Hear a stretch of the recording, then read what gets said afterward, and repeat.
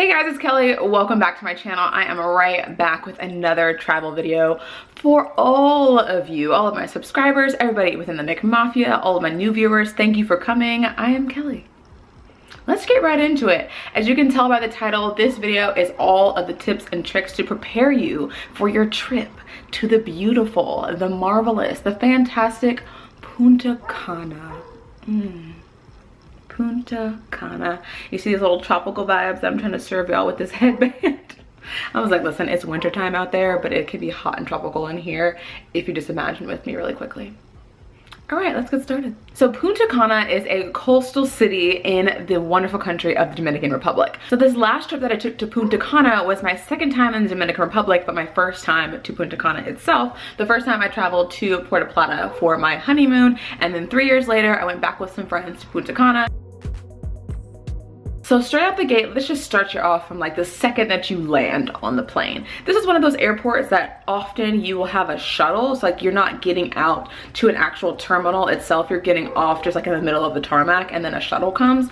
But I don't know what it was about the amount of stairs they had. It was like the most stairs. I've been to many different countries, many different places, and I've gotten off the plane before onto a shuttle to take you to the actual airport itself, but for whatever reason the Punta Cana airport had, I don't know, the planes are like higher off the ground, but there were so many stairs. So if you're someone like me who has a carry-on and you're just like, oh okay, all right, so there's like 75,000 stairs that I have to get down, so keep that in mind. Another tip I have, and something that I noticed that was different from other airports, is there aren't a lot of spaces or like desks with pens and things. Sorry, I swear there's like a squirrel like basically in my face right now. Oh my, okay, he wants to watch me while I film. Anyway, let's get back on track for my squirrel stalker. So usually at other airports, when you get off the plane, you have to go through immigration. There's lots of desks, they have pens and things, but for whatever reason, Punta Cana airport didn't seem to have those available. And if I did see a small desk, it was very small and it didn't have any pens on it. I definitely suggest filling out all of your customs and immigration forms on the plane where you have a pen and like your little tabletop to write on, something hard to write on, because you don't want to be standing just like this or using your significant other's back or like a backpack or whatever to write on. And another really great tip about filling out your immigration form beforehand is that you might be able to skip a line. We got super lucky when we first got there. It was like the lines were literally like this. Like, if you know what I'm talking about, they have all of those ropes and the line just goes and goes and goes. So when we got there, we're like, oh wow, like we're gonna be here for a while. But because we already had our immigration forms already filled out, this attendant just was standing there and kind of just opened up a new line and wanted to check your forms. If you didn't have your forms filled out, they weren't allowing you into that line. So definitely fill them out before you get off. You might get lucky and be able to skip a really, really long line. I wanna tell you guys about the airport. The airport itself is absolutely beautiful. It's like typical tropical outdoor airport with like the palm leaf roof. I don't know what the exact word is for that, but it's also outdoors. So that is not something that I expected getting off the plane itself. I was like, oh hey, didn't care on the way there, definitely cared on the way out because I was like, it's just hot and I'm sweating. Definitely beautiful, definitely great. Except it started raining when we were there and certain parts of the airport were getting wet, which I was like, this is so great in concept, but like certain parts were just soaking and people were falling and slipping. So that's something to think about when you go to the airport itself. It is outdoor, awesome, tropical. When it's blazing hot or raining, not so much. But of course, with any parts of travel, you have to make the best of your experiences. So now let's talk about baggage claim. It's a little bit different from what I'm used to and what you may be used to as well. So once you get off the plane, you're walking to go get your bag. If you check bags, I often travel just to carry-on video up here if you guys need any suggestions of what to pack inside. So one interesting part about the checked bag area is that they have this rule that I had never seen in any other airport before, either domestic or international, where you have to have a baggage tag to actually leave with the bag once you get it from the turnstile. Like you can pick your bag up and then there's gates and an attendant there that checks your baggage tag. And this is something that they give you when you actually are going to the desk, you check in. They give you like a tag that has a little sticker on it. Sometimes it prints twice, which is nice if you lose like one part of the sticker, but if you lose that whole thing, you're kind of screwed. So that was interesting. Luckily, we still had it. I keep everything in my travel wallet Also, something in this video right here for you guys, I inserted all kinds of cards to my other travel videos so you understand what I'm talking about. But I have my travel wallet, and I usually keep any kind of documents I get just as a learning experience from other travels. Like any kind of paper you get, you may think it's like just throwaway, but sometimes they're really important. So this time, saved by the baggage tag, because I had it in my travel wallet, and I was like, is this what you're talking about? Like giving it to the attendant, because I had no idea that it was that important. So in order to leave with your bag, it's almost like matches you to your bag. It has like a special number on it and your name, things like that. So if you're gonna be flying into Punta Cana airport, definitely remember that little piece of information that you're gonna need your baggage tag if you have a checked bag in order to leave with it. What happens if you lose your tag? I actually don't know. I'll look it up after this video, and I'll put something right here and let you know what happens. But it would have I just feel like it would have been a little bit more of a headache than we needed when we were arriving in this wonderful tropical airport. So there's a tip for you right when you get off the plane. So you've made it off the plane, you got your immigration forms, you've got your checked bag because you had your baggage tag. Now you want to make your way to your resort. Unless your resort has a shuttle to come pick you up, which is super convenient, and a lot of the resorts do that. Ours did not. It was like a prepaid transfer fee of like $100, and I was like, I think we can do better. If you do not have a shuttle, you're going to have to take a taxi. This is what I'm going to call taxi chaos. There were about 75 taxi attendants and all of these different company t-shirts. Some are like bright green, some of them are bright orange, some of them are red, and they are all vying for your attention. They are all like, hey, taxi, taxi, taxi, taxi. They already know what it is. They know you need transportation, and they are coming to get your money. This is where you need to put on your taxi poker face and get your little negotiation skills popping, because let me tell you, the resort that we were staying at was called the Le Sivry. It was about 45 minutes away. I already had mapped it out, so I knew that we were looking at a kind of a steep taxi bill to begin with. We had some friends that were already at the resort before we landed, and they paid about $65. Also, once again, I was like, I think we can do better than that. I had 40 American dollars, 40 US dollars in cash, and that was like the last cash I had from like traveling in between, and that's all I was determined to pay. I was determined. So a gentleman comes up and he's like, oh, we know we want to help you. I don't know, he represented probably all of the companies, had a little clipboard, looked really official, had a little name tag. So he's like, where are you guys going? We say Le Sivry. Once again, I'll show you right here on the map. That's like the end. It was pretty much like the last resort like on this long road.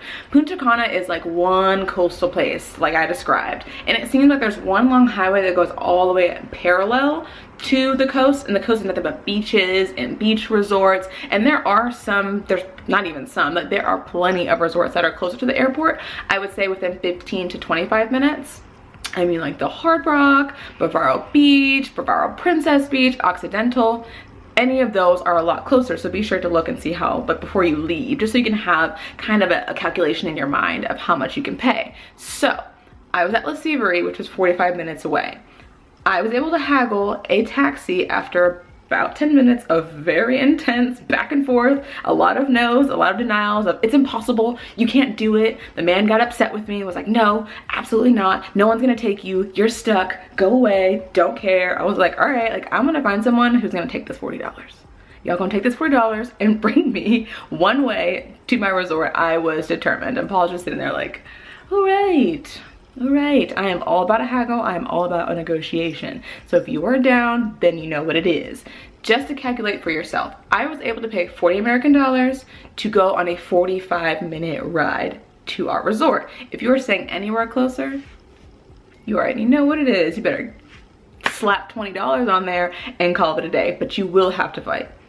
And that's okay. Okay, so let's get into entertainment. I will, just disclaimer, I will preface this. This vacation that we went on necessarily wasn't for the party. It was more for like the excursion vibe, like the relaxing vibe. Our resort was so nice.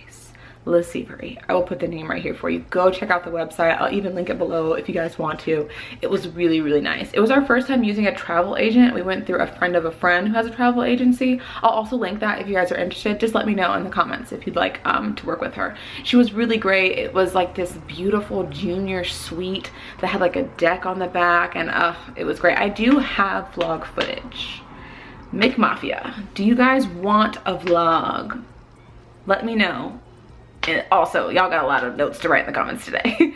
Just let me know. And I don't know if it's going to be super cohesive because I feel like we did it in chunks, but we had some like really good stuff, and it was a beautiful resort. So if you'd like a vlog of Punta Cana, let me know and I will do that for you. Anyway, moving on. Entertainment. So like I said before, we went out like out one night when we were there, and the place we went to, Coco Bongo, I promise you, if I said that to my friends that went with us, they'd probably have the shivers, because it was the most insane experience I have ever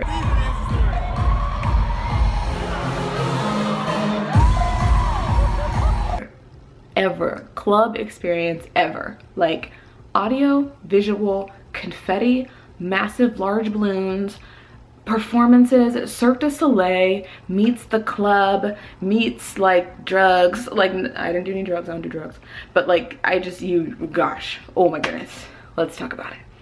Pretty much from the second that you land, like you're gonna hear about Coco Bongo. It is just like this massive crazy party club. It is insane. So all these tips I have are specific to Coco Bongo.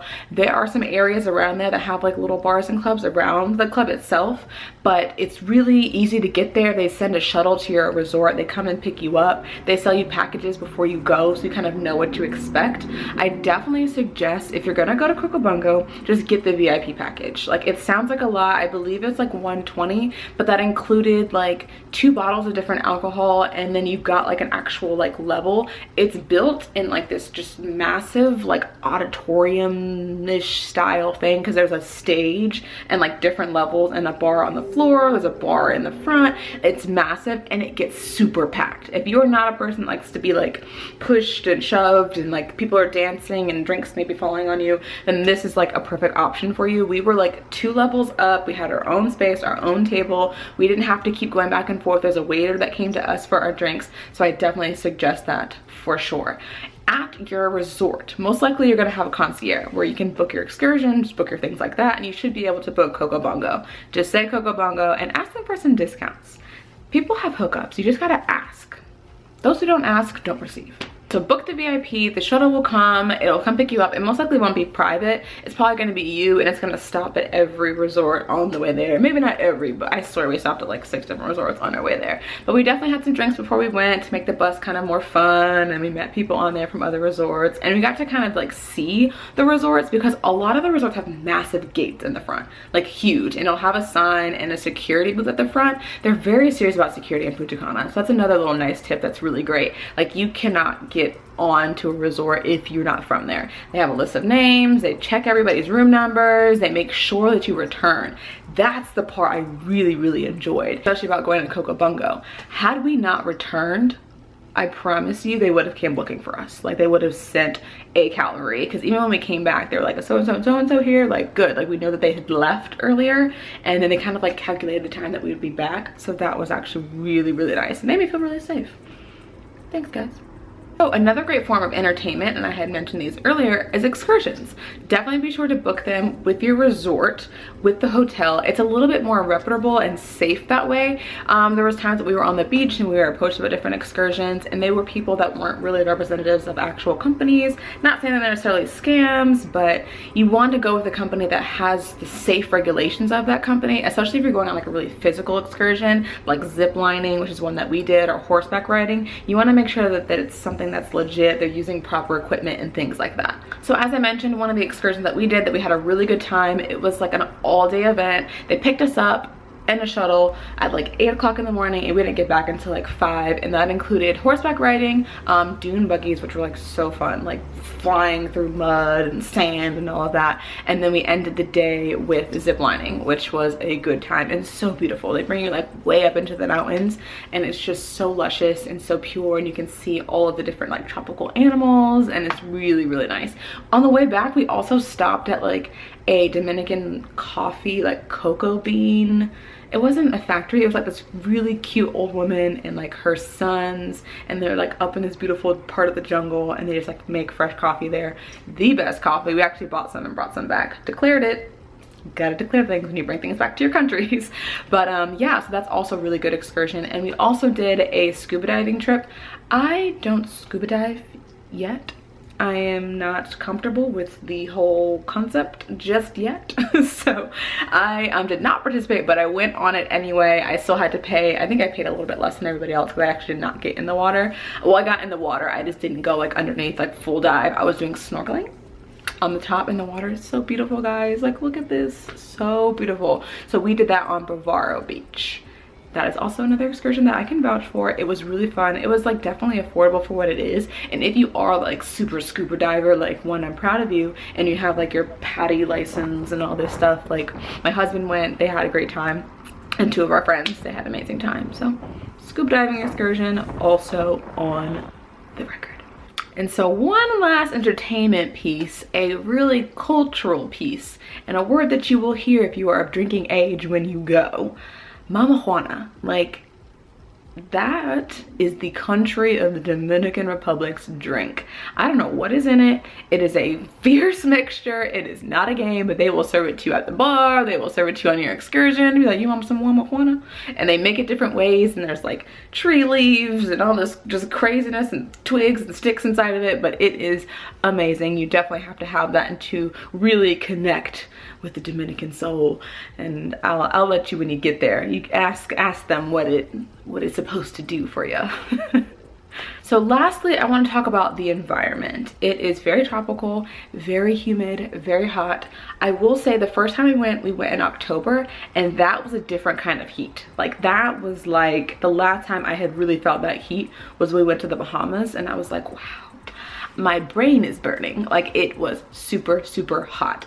When I went to Punta Cana, it was in July, and it was cooler, not like cool, like, oh, I need a jacket, but it was definitely cooler than it was in October. I would say like temperature in Fahrenheit, like 75, 80. When we went in October, it was like 95, 100 and something, like what it felt to my body anyway. So definitely be sure to pack very, very lightly. You won't really need anything at night. It's not one of those places, at least in the month of July, that gets cooler at night. It's pretty much consistent between like the daytime when the sun is like high in the sky, very hot, get in the pool, enjoy the beach, things like that. And the evening, it cools down just a bit, but not enough to like put a jacket on. Just enough to be like, oh hey, like I feel a difference, let's not get in the pool. And another thing, environmentally wise, I don't know if this is just different for July or this is very typical for July, but we did have 2 days of a storm that really put a damper on it for those 2 days. And when it got better, the mosquitoes, you guys, oh my goodness, I have never been bit by mosquitoes so many times in my entire life, and my body reacted to the bites a little bit differently than normal. I had like welts. It was so much so that like I was like scared that I might come back with something, because I was like, is this normal? Like, what's happening here? Which is just a little bit, you know, obviously shocking. So definitely look out for that. I do suggest, regardless if you have a storm coming or whatever, I think they just got much worse, but mosquitoes. Mosquitoes are out there. You're in a different country. They carry different things. So definitely bring some bug spray. Spray it. Spray it. Spray your whole crew. Everybody get protected, because I came back with like 26 bites. Like, kid you not. Like 26. Like 26 bites, and reapply throughout the day, because I was putting it on before I got into the pool, I was putting it on after I got into the pool, and I still got. So watch out for those. If you got that sweet meat, they gonna come for you. All right guys, so those are all of my little tips and tricks, my things that I learned my first time going to Punta Cana. It is a beautiful place. It is a beautiful country with beautiful people. Dominicans are so wonderful, so nice. They want to get you turned up anywhere you go, and they're just willing to go above and beyond. So make sure you really enjoy your trips there, enjoy the culture, soak it all up while you can, eat the yummy food. Most of the resorts there are all inclusive, so you can just eat and drink to your heart's content. But that is all I have for you guys today. I really appreciate you for watching. Let me know in the comments down below. As always, if you guys have any other suggestions of travel videos. On my last video, I got some suggestions coming up, so we're gonna do some honeymoon destinations. Thanks to the subscriber that suggested that. I think that is a perfect idea. I'm really excited to film that. But other than that, have a great day, guys, and I will see you next time in my next video. Bye.